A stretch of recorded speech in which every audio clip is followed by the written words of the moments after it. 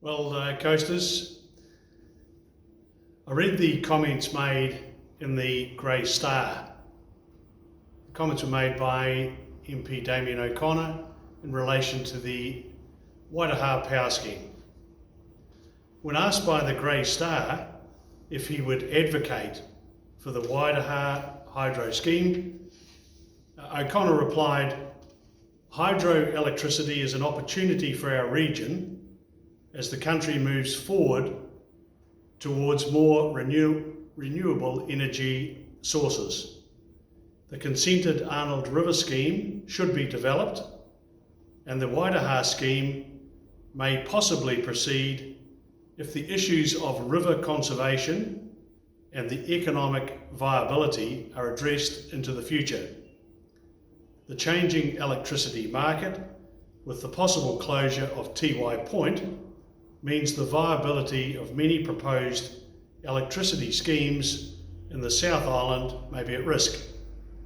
It is important, if Waitaha is to proceed, that the viability of Westpower as a community-owned energy company is not put at risk," he concluded. How can such a position be taken, knowing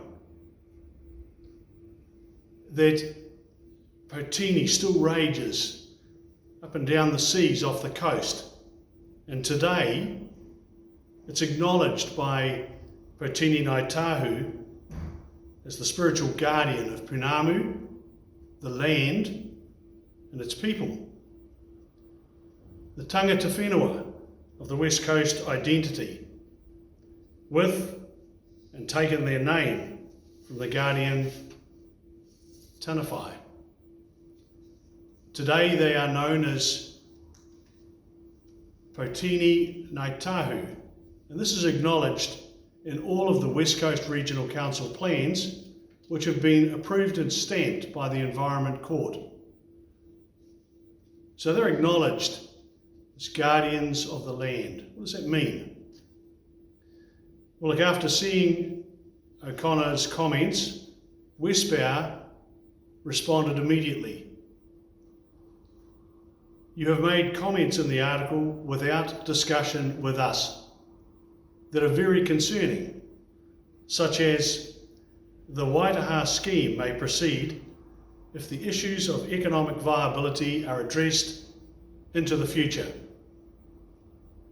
We can reassure you that there are no issues of economic viability, and we encourage you, MP O'Connor, to discuss any concerns you may have in this regard directly with us. The consented Arnold River scheme should be developed," he said.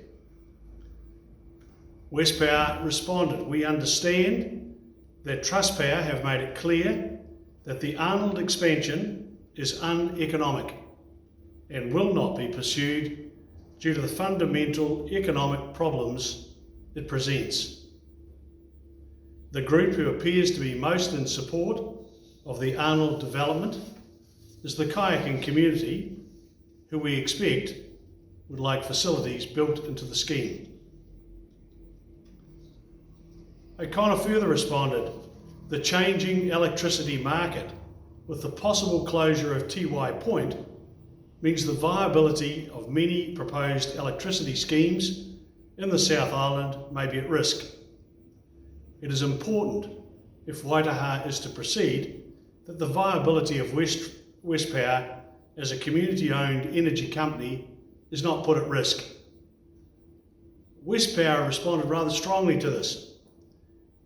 "We dispute your comments and want to reassure the future owners of the Waitaha hydro scheme, and they are the electricity consumers of the West Coast, that the Westpower management and directors will continue to make economic decisions for the company which protect and advance the interests of our community, economy and environment. They're a very successful company, coasters. Now, the proposed Waitaha power scheme, what is it? Well, it's run of river. It's not a dam scheme, which is often misquoted in the national media. Its location is in South Westland, and it's on land managed by the Department of Conservation. It's stewardship land. It's our land, and it's under the guardianship of tangata whenua. Has been for hundreds of years. The area involved, it's a small footprint, it's low impact. It's a renewable energy scheme providing power for 12,000 households. 12,000, that's huge. So let's look at the benefits. Security and resilience for Westland. When the alpine fault shifts, we will need every advantage possible to help our coasters survive. And one of these is multiple hydro schemes. A big one down in Southland, Twizel, or a geothermal up in the North Island, won't be worth a pinch of salt to us. All profits available to be used to reduce the cost of electricity distribution to Westpower consumers up and down the coast by up to 25%. So it's a very profitable scheme. The scheme provides a meaningful contribution to economic development in the region. You lower the power prices, you attract more business. You attract more business, you attract more people, you grow your community. When Westpower became aware of the decision to decline the current government, Westpower's response to the decision logic was as follows. Once again, the physical effects are extremely small given the scale of both regional and national levels. Very few people would in fact access the area. Kayakers who access the Waitaha Gorge now do so by helicopter. There is no, and I say that again, there is no impact on the ability of the 50 kayakers per annum who continue to kayak the Waitaha Gorge. The Morgan Gorge attempts will be provided for on 4 days per annum via shutdowns. Now keep in mind, this is a larger number than the attempts on the gorge in total in recent years. It's a very dangerous piece of country. Now, in making his decision, the Minister completely ignored Potini Ngāi Tahu as the spiritual guardian of Punamu, the land and its people. And paying lip service to the partnership that exists with Ngāi Tahu is morally wrong, and I'm no lawyer, but it feels wrong in law. The Minister said he was unable to take into account the benefits of the scheme to the region. Well, of course he must take the benefits to the scheme, to the region into account. And Westpower does not believe that the benefits can or should be ignored. It makes no sense.